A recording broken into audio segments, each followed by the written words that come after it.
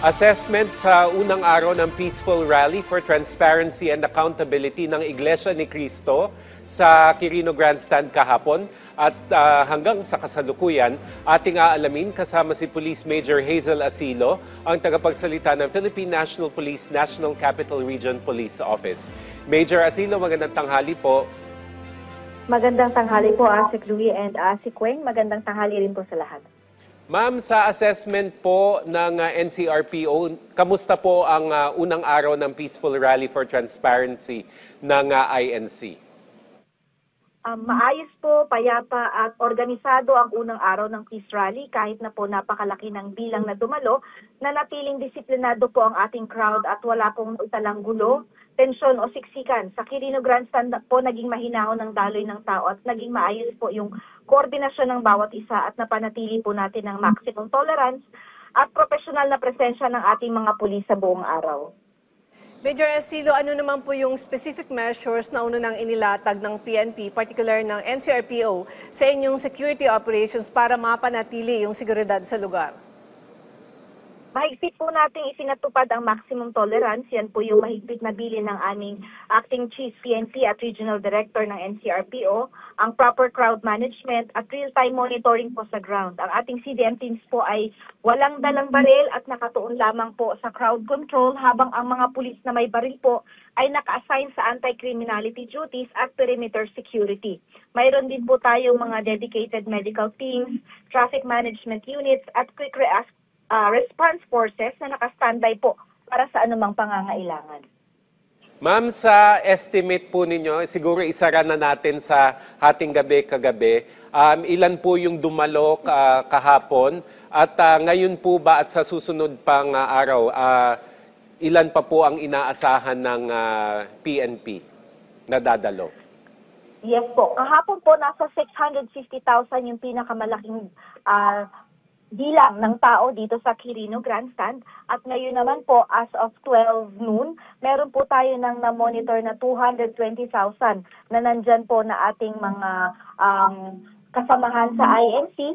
Bukas po inaasahan natin na mas marami pa po ang dadalo para sa kanilang last day nung kanilang 3-day prayer or protest rally.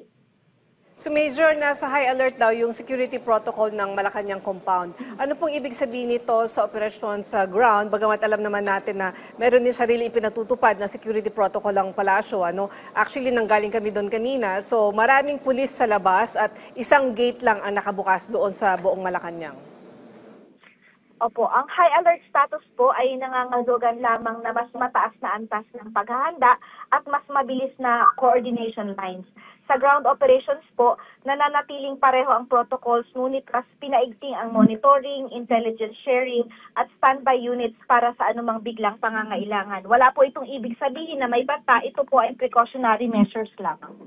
Major, nagbigay po ng babala ang DILG at PNP laban sa mga grupong maaaring magsamantala o humalo po dito sa peaceful rally na ito. So, meron po ba kayong mga binabantayan na grupo o individual na posibleng gumawa nitong uri ng destabilization?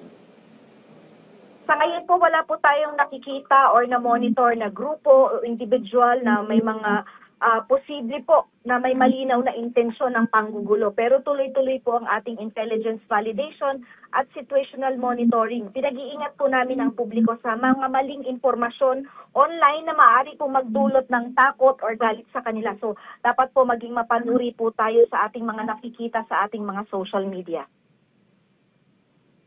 Magiging immediate actions ng inyong hanay kung sakali mang may makita mga magtatangkang manggulo o lumikha ng kaguluhan sa mga susunod pa na araw na gaya nung nangyari noong September 21?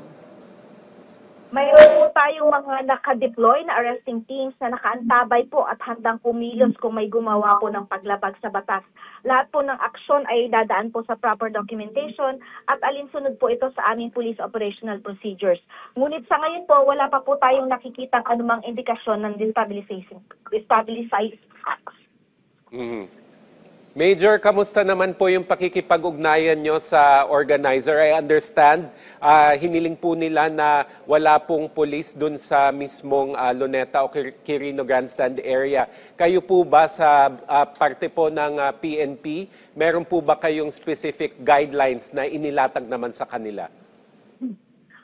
Regarding po sa ating security dito sa Quirino Grandstand, ang ating pong mga pulis na nakadeploy ay para po sa outside perimeter kasi po yung inside perimeter po ay area ng mismong grandstand, ganun din po doon sa may mga sa green po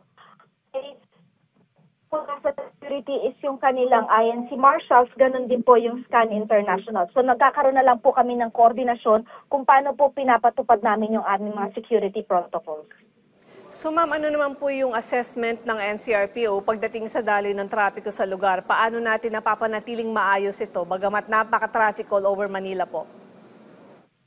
Tama po, meron po kasi tayong ngayong mga road closures at may mga areas po tayo, may mga lugar po tayo, mga daan na isinara para po magsilbi din pong parking dito sa mga sasakyan na ginamit po na mga nagdumalo dito sa atin sa Quirino Grandstand. So naglabas po tayo ng mga advisories at ng mga announcements regarding po sa kung ano po yung mga daan nating sarado sa araw na ito at hanggang bukas, ganun din po sa mga areas na pwede po nilang daanan or yung mga alternate routes po para do sa mga kababayan po natin na dadaan ng Manila.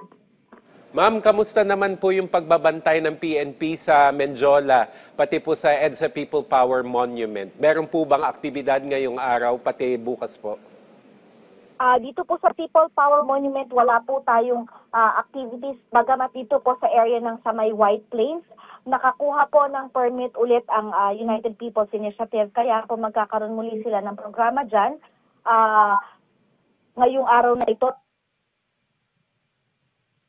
po sa Menjola, wala po tayong namomonitor pa na mga grupo. Although meron po tayong mga deployed na ng assistance at mag-secure po sa area. So ma'am, napag-usapan din po na yung mga pulis ay magsusuot ng body cameras. Gaano po ito kahalaga at nasusunod po ba ito?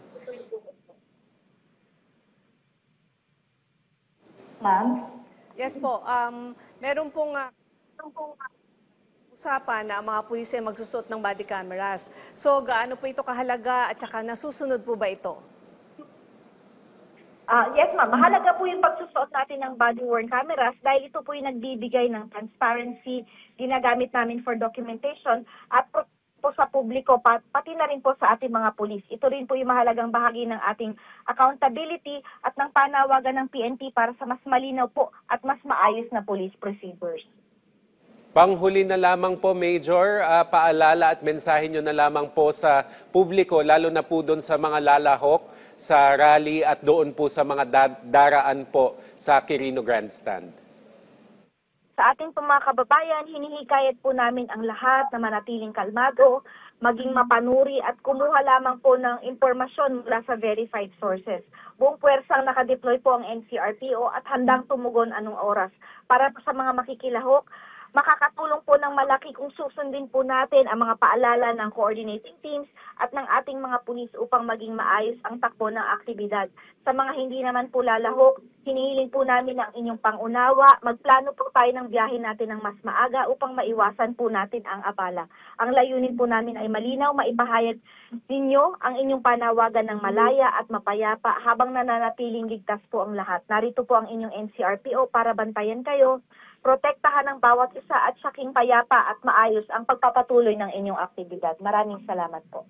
Maraming salamat din po sa inyong oras, Police Major Hazel Asilo, ang tagapagsalita ng NCRPO. Thank you, ma'am.